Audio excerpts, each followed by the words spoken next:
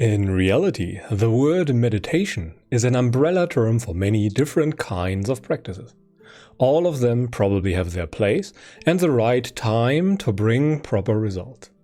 The kinds I regard as the most important are formal insight meditation or Vipassana, formal concentration meditation or Jhana meditation, Metta meditation and walking meditation.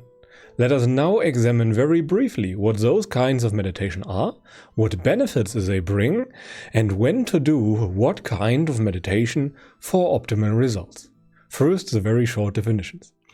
Vipassana is the standard mindful investigation of reality with correct wisdom to surmount the illusion of self and permanently get rid of suffering. This is the very core of what we want to achieve in meditation. However, we can't really do that without the other kinds of meditation. Jhana, for example, is sitting meditation with the goal of attaining high degrees of concentration that are blissful, healing, and sharpen your mental skills. And the sharpening of the mental faculties like concentration and mindfulness are necessary to properly do Vipassana. Metta meditation is also called loving kindness meditation and is more or less the purification of the mind from emotional defilements that prevent concentration and other beneficial states of mind, as well as productivity. And lastly, walking meditation is the training of mindfulness with a lot of carryover into everyday activity. It is a form of exercise and also a tool to combat the hindrance of laziness and tiredness. Let us now have a more detailed look at Vipassana. Vipassana is a default mode of practice and what most people should do most of the time.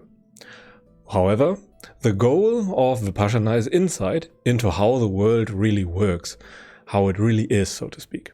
And Vipassana uses the evolutionary aversion mechanism to prevent us from engaging in behaviors that harm us in the future. We have to experience the bad results of something to avoid it. But to experience the direct result of our behavior, we have to see that very clearly. We have to remove all the indirections. And it works like touching a hot stove works. You don't do it again because it hurts you. When a bad habit of yours harms you in the same way, you will never do it again. And Vipassana works best when little impediments of mind are present.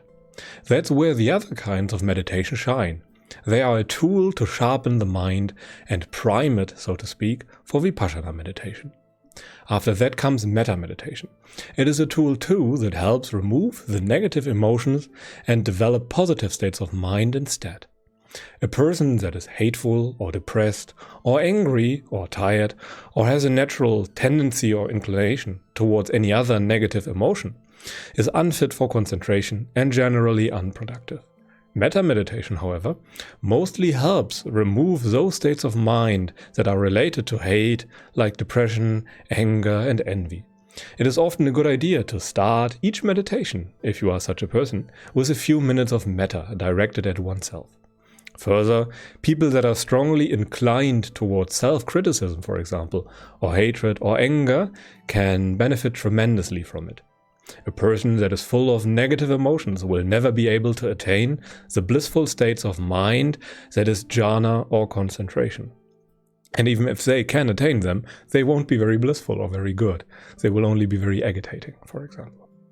Thus, it is a very good idea to practice metta and clear up the emotional space in the mind.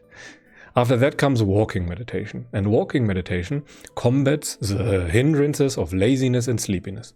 It arouses energy and helps you stay awake during formal sitting meditation of any kind.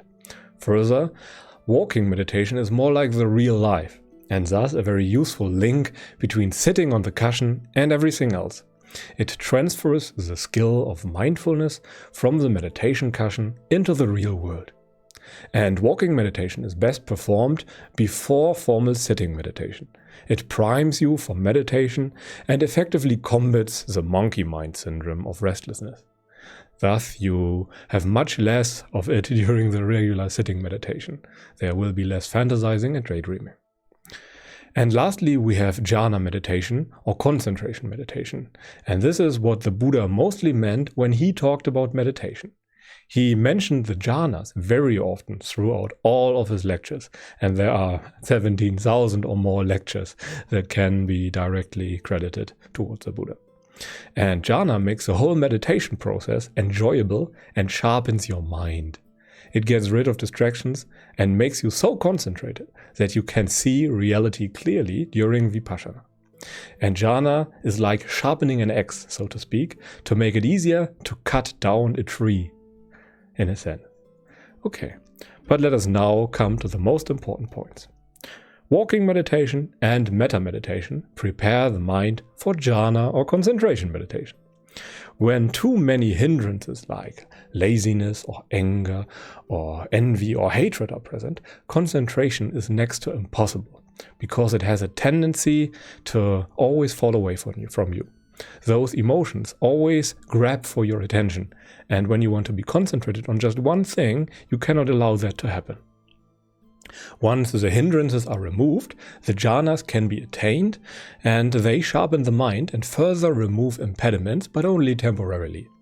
It is much easier to practice Vipassana with a mind that just emerged from jhana, for example. And when the hindrances are present, you combat them with metta or walking meditation.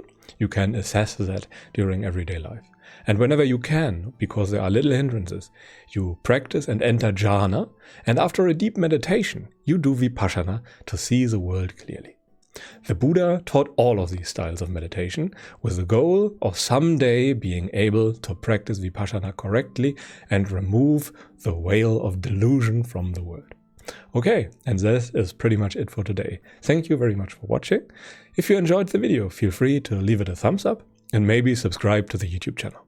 If you feel like I missed something, please let me know in the comment section so that other people can benefit from your wisdom. But until then, I wish you a pleasant day and goodbye.